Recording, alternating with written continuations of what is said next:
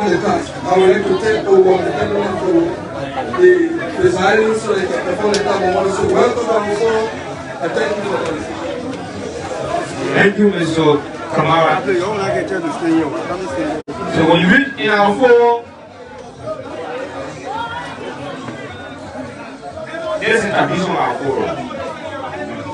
We use a time to welcome you to show you that you are welcome. Honorable, on behalf of the leadership member of this forum, we want to say you are welcome.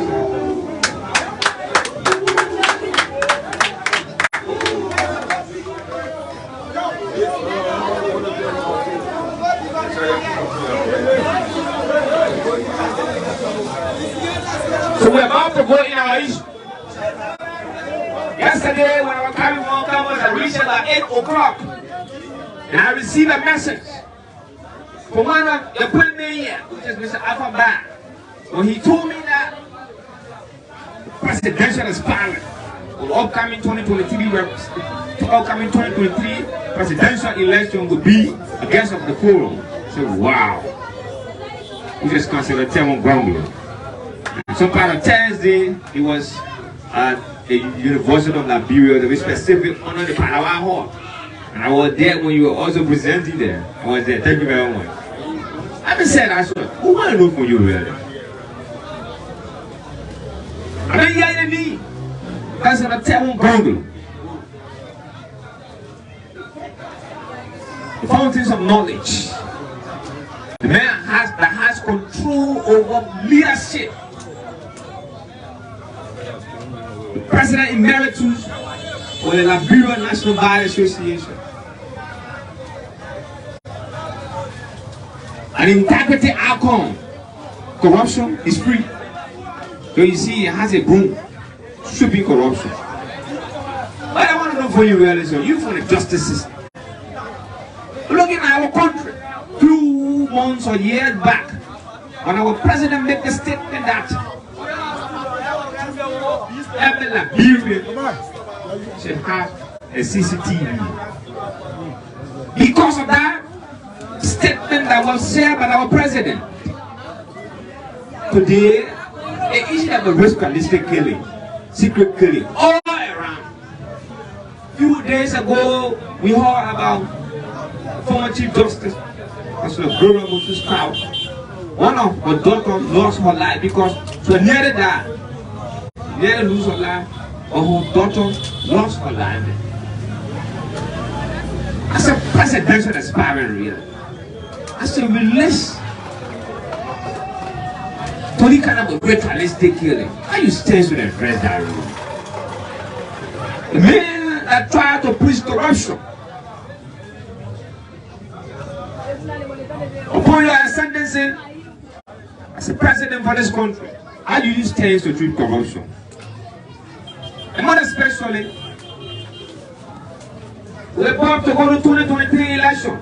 How prepared are you? Do you really have the face of the Liberian people? Having said that, kind of rise on your feet as you welcome to this sacred hall, house of cross-examination. Please open your ear well as our guests will respond to the 3 concerns for the citizen. And after that, we'll cross-examine him at question. Consider Tiawain Gongloe, the people. Please have your seats. Amanda! Amanda! Amanda! Amanda! Amanda! Amanda! Amanda! Amanda! Amanda! Zeyo! La People's Party! Zeyo! Zeyo! La People's Party! Zeyo! Amanda! Amanda! Amanda! Zekwe! Kazo la Congo Zekwe! Happy Zekwe!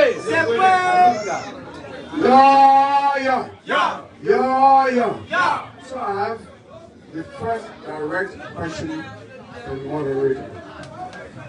What do I have as a prescription to fight corruption? Do I have any prescription on? The answer is yes. Let me give you what I have. Many people have said during campaign, I have zero tolerance for corruption. Corruption will be public enemy number one, without saying how they will fight corruption. I have a 12-count prescription for fighting corruption. I will just name a few of the steps. First, I strongly believe that openness and transparency tends to prevent corruption.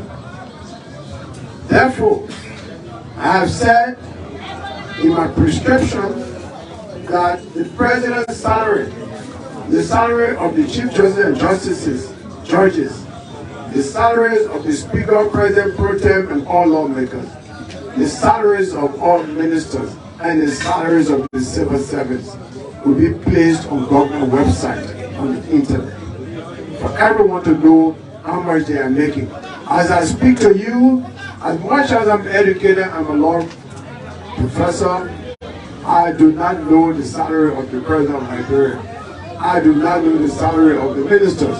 I do not know the salaries of the chief justice, justices, and judges. I do not know the salary of the speaker, president, pro tem, and the lawmaker. It is my right as a citizen to have this information.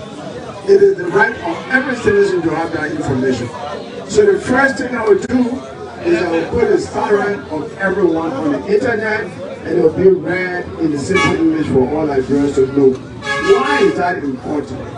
You know the president's salary and the total value of the president's asset. The president will declare his asset, and that will be placed on the internet too, similar to all government officials. If, for example, you know that my total asset value is $50,000 and my monthly salary is $5,000, for example, if in 3 months in government I start building a 10-story building in my town place, Zobia, all of you will say in good conscience that the president is stealing, because you know my salary, you know how much I'm worth, and how can I be building $500,000 worth, for example.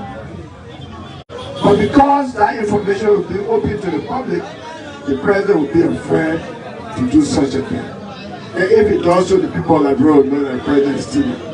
Similarly, if you know that a minister is worth only $50,000 in salary, his asset and everything combined is worth $50,000, when you see him building a $200,000 house after being in government for 2 months, you will question that. So, on and on and on.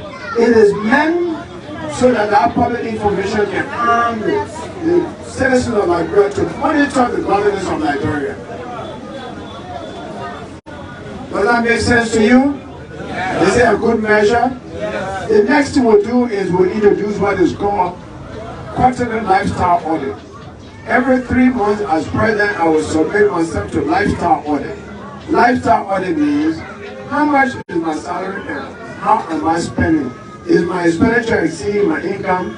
So for example, after 1 month or 2 months in government, you see in the presidential palace a $200,000 Mercedes Benz. If I'm worth $75,000, I have to explain to the Liberian where I got money for about $200,000 Mercedes Benz. If I can explain, then that's a problem.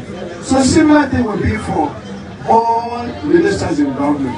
Every 3 months there will be lifestyle audit, and the audit report will be published for all Nigerians to read.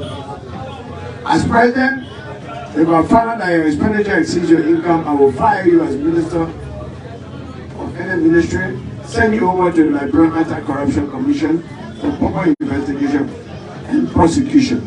In the end, you go to jail for 5 to 10 years. And the balance of the money in the bank, as well as the houses and the cars you acquired through corruption, will all be taken from you. So my question to you is, if 5 ministers are in jail for 5 to 10 years each, and all the properties are taken from them, and their family members are suffering, you think any minister will want to steal again? You think anybody who wants to come into government as a minister just to steal one government job again? They will finish typing corruption. So that's the measure that we use to stop corruption. Does that make sense to you? Makes sense. That's how we stop corruption. Then, on top of that, we issue an executive order that anybody that interferes with police investigation will be dismissed immediately. So if you minister of police trying to investigate your corruption, you stop, or the corruption of your friend, you stop it, you be dismissed. Anybody who interferes with the independence of the judiciary, magistrate court trying to try a case or circuit court, you interfere with him and the information gets to me, you will be dismissed. Then the independence of the court will be protected, police will be protected in its operation, so the investigation will be genuine. Will that not help to stop corruption? So that's my.